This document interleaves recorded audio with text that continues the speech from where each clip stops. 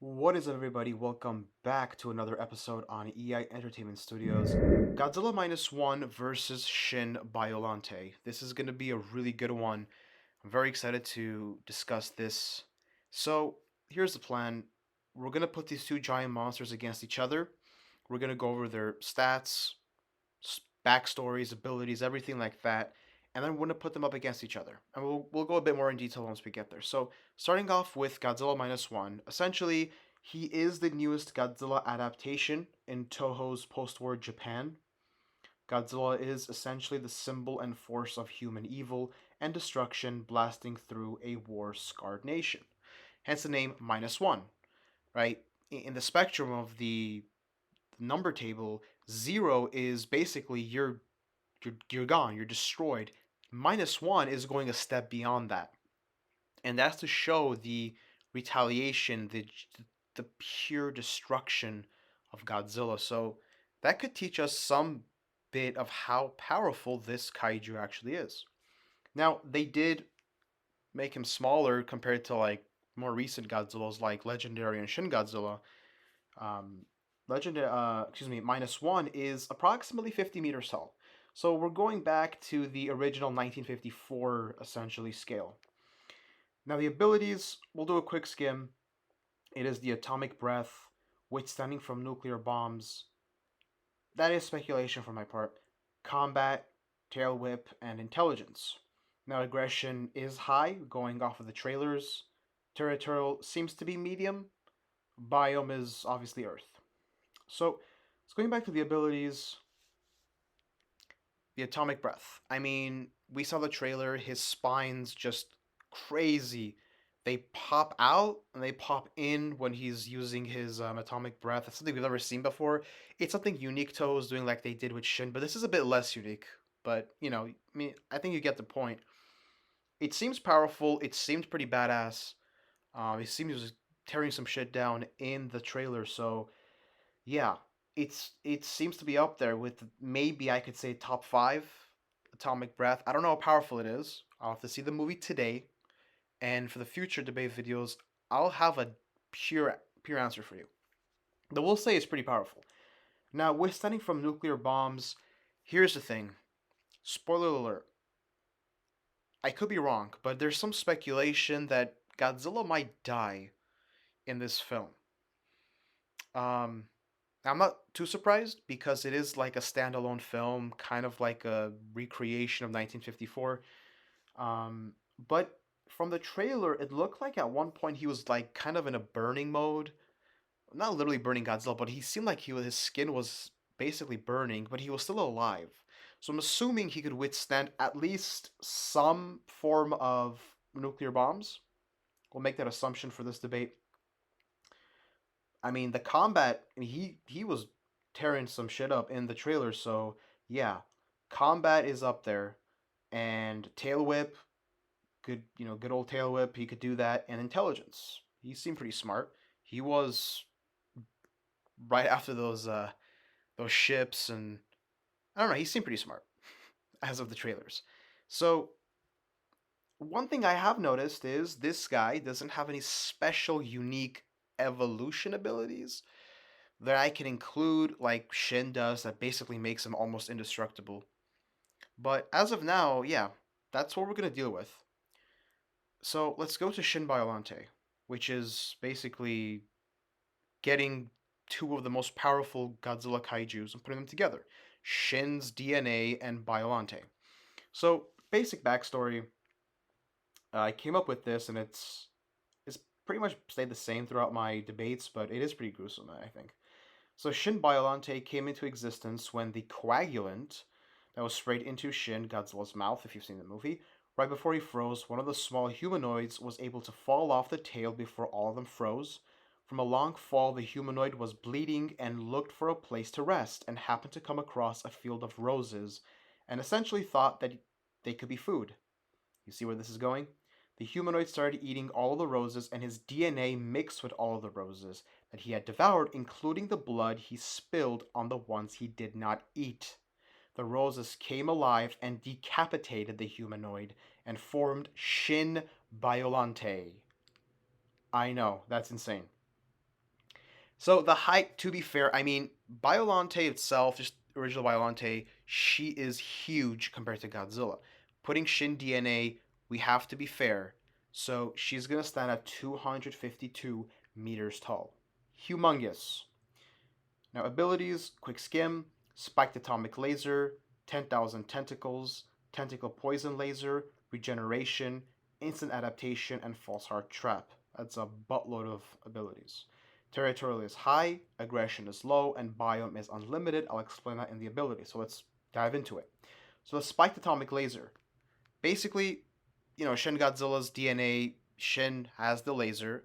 Biolante is a rose. Biolante has thorns in her body that form through her DNA. So whenever Shin Biolante uses the atomic laser, the reason why it's called spiked is because there are giant pieces of thorns in the atomic laser. So not only is it a laser, there's giant thorns in there that are basically destroying the organs and making everything bleed and crushing the opponent. Extremely powerful. And to speak on that, it is all over the body. So literally everywhere from her body, she can shoot this. Okay. She also has 10,000 tentacles. So the original Biolante had 4, I believe. I could be wrong, but I think it was 4.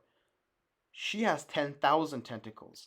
And on top of that, these tentacles have something called the tentacle poison laser.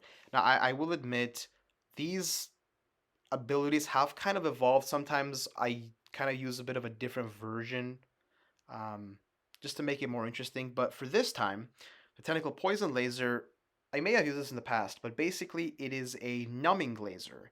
So essentially, when they shoot this laser, the opponent does not feel pain, so they don't know when to defend themselves. And you know what that happens? They die because they don't think they're in trouble. They continue attacking and they're just bleeding out. And then regeneration, that comes directly from Shin DNA. She can regenerate herself, her body parts. Instant adaptation, again, Shin DNA. He went from Form 1 to Form 2 to Form 3 to Form 4 within a matter of essential. Well, between the forms, it was what, like 30 seconds he evolved. So it's fast. And that explains why the biome is unlimited, because essentially she can evolve to fit any environment. And finally, we have the false heart trap. This is by far my most favorite invention for Shin Biolante's abilities. So, you know how Shin Biolante basically has her heart, I believe it's her heart, in the middle of her body, and that's how Godzilla killed her in 1989. But this time, it's a mirror blast. In other words, it's a trap. So, Godzilla, or whoever in this case fights Shin Biolante, is gonna aim to attack that heart, but it's just going to mirror right back to them. So if, for example, if Godzilla uses an atomic breath, it's going to hit it, come right back and hit him like a mirror. So amazing. Now, that essentially sums up Shin Biolante. So we've essentially went over these two guys. What we're going to do now is we're going to put them up against each other in the death battle round. So we'll do far range and close range. Far range is obviously a bit less practical, so we'll do that first. And then close range is just basically how a real monster fight would happen, right? Face to face. But the reason why I do the far range is some of the abilities are limited, and we're trying to see which one is more versatile. So in far range, we're putting a cap. We'll say this time 400 meters. They're 400 meters apart from each other, meaning no physical touch. So for Godzilla Minus One, the only ability he's really gonna have is the atomic breath. Everything else is not really meant to go far distances. So that's it. That's all he's bringing to the table. Shin Biolante, on the other hand, will have the spiked atomic laser. Not the tentacle poison laser. That's not going to go as far. And the false heart trap. I guess close. 2 to 1. So now, taking into consideration, these things are massively, you know, not the same in size, right? There's a huge discrepancy. So Shin Biolante stands at 252 meters. Godzilla Minus One stands at 50, or approximately, we should say 50 meters. Maybe like 49 point something. But we'll just go with 50 meters. So the force of the atomic breath is not going to be as much for Godzilla Minus One to make too much damage on Shin Biolante.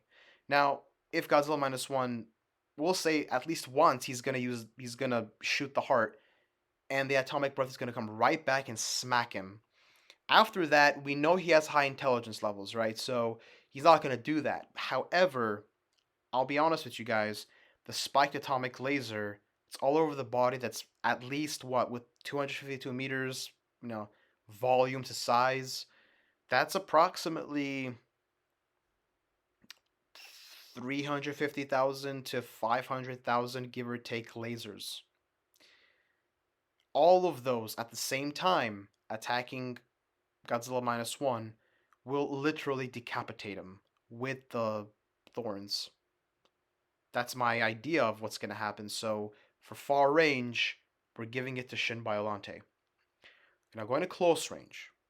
So it's 1-0 as of now in favor of Shin Biolante. So in close range, it's all out, face to face, 252 meters, 50 meters. Now, again, Godzilla is strong.